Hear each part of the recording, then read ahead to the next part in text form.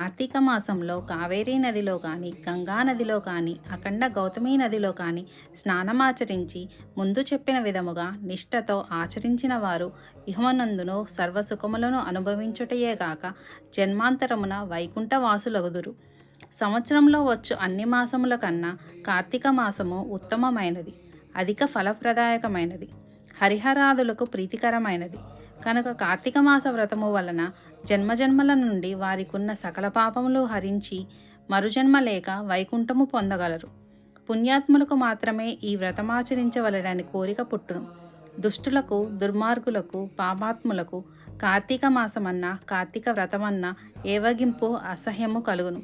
కావున ప్రతి మానవుడు ఈ పరమసత్యమును గ్రహించి ఇటువంటి పుణ్యకాలమును చేతులారా విడవక ఆచరించవలెను.